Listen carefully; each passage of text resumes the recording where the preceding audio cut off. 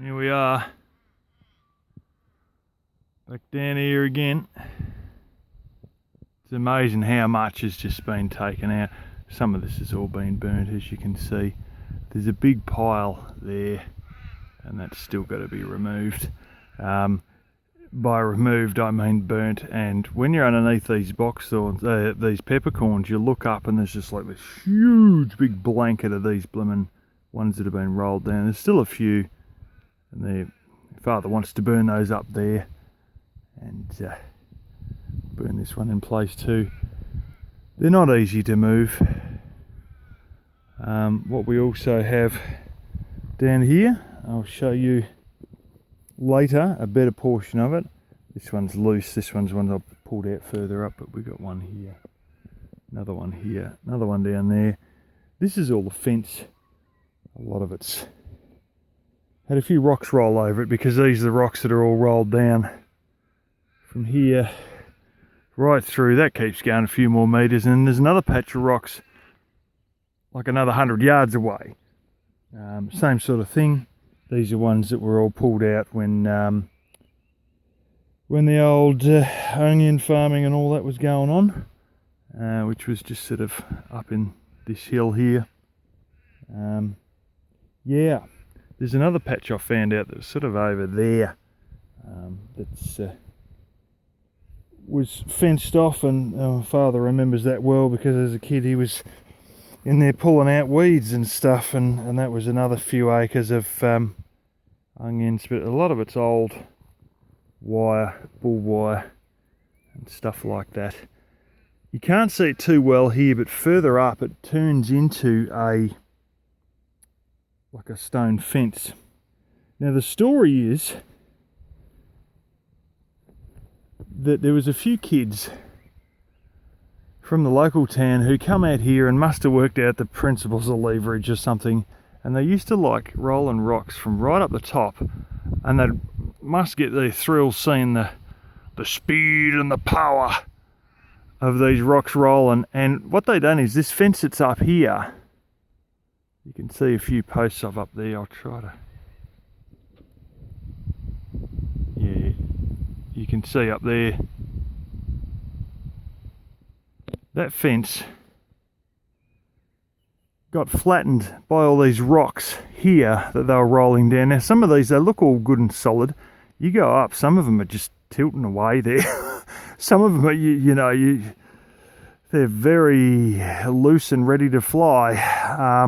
And some of them obviously did fly right down. And these are all the real big ones. They rolled those down for their thrills and destroyed this fence up here. So a deal was made with a neighbour who's long since died to go ahead and build another fence. And so they built it down here and then proceeded to roll half the damn rocks into it anyway. This all happened in turn of the century, 1920s, somewhere around there. That was all wrecked. And it was hopeless. It just, sheep were walking between each side. So ultimately this was put in the 1930s, and my father says maybe the 1940s. I doubt it because of World War II.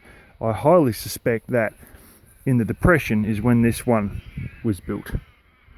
And so there's a lower one. Then in the don't know if this one was put in on agreement with a neighbour, but it probably was. But I know that in like about 1971, my father, my uncle, my grandfather put this fence up here back in the original position. And so basically that one was destroyed in the 1920s, this one was built in the 1930s, and that one was built about 1971-ish. It was before my father was married. So 70 or 71, somewhere around there.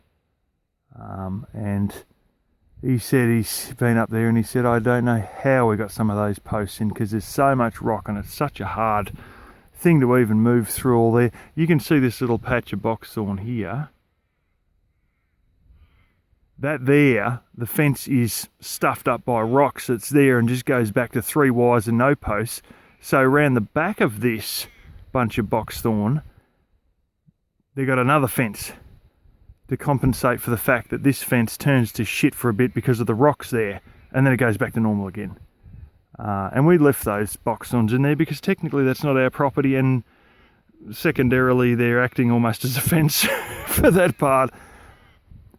That fence is in better condition than you think. It actually isn't that bad.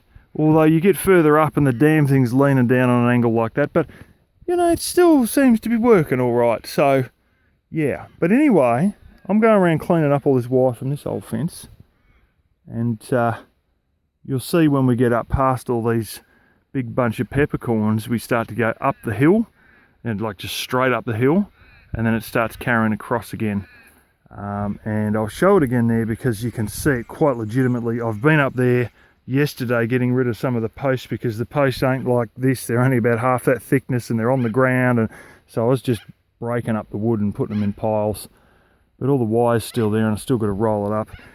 It's not terribly easy rolling it up as is, so as you can see I've brought down a few zip ties, and that sort of makes it a lot easier. Very brittle, very liable to snap. Particularly down here, but the stuff up there is actually in a lot better condition. So yeah, so by today and tomorrow most of this will be done. I've had to pull out wire netting out of down there and that, and oh wow, it's a real show. It's a real show trying to dig this blasted wire netting out of the ground. Because we've got clumps of grass like this. You know, I don't know how well you can see that, but you know, these big clumps growing straight up through, and the damn netting's down at the ground level. So I've actually had to get some shears and cut off these big clumps, not just straight in. You got to sort of get a few inches at a time and sort of go through the whole thing, so you actually got a chance to pull it up from the ground. That's more down there. There's netting. So that's a bit of a hard patch, and even goes around another tree.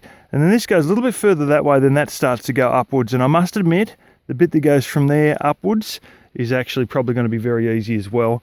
But because it's so easy further up, and the netting's not even stuck in the ground, and there's not enough grass to grow up amongst the netting, and they've actually got the bottom of the netting, and it goes with a stone fence, and they've rolled stones on the bottom of it to keep it tucked in to stop lambs from getting under it. So it's all sitting on a few rocks, and these are little rocks that only, you know, bloody 4 or 5 inches wide, and you just sort of boop, boop, and the rocks just roll straight off. So there's netting up there, but it's actually quite good and quite easy. So I want to sort of do up towards my parents' house up this direction, and I'll deal with this other one another day. But I reckon over the next 2 days we should get a good, you know, might be 70 to 80% of this sorted out. So some of it I almost want to wait for the grass to die off a bit, because it would be easier to pull out some of the netting that's down towards that tree down there. But quite frankly, I got a lot of it out already, and what I haven't got out now is damn near impossible, and I really will need to wait for the grass to dry off in the middle of summer before I've even got a chance. If I even remember, and if I could be even bothered, which I probably will do it, but you know, it's there's not that much of it to pull up anyway. But what there is and when you get through these peppercorns, oh wow, it's just completely, because it goes right into where, like, so close to the actual creek bed that it's all just mud's covered the whole lot of it. All I can get is the top wire of that, so I'll probably leave that till next week, because that'll be the smart move, and just remove the top wire next week, which has also got a whole ton of shit growing over the top of it. But I would like to do the bulk stuff for the next today and tomorrow, because it's going to rain on the day after that. So yeah.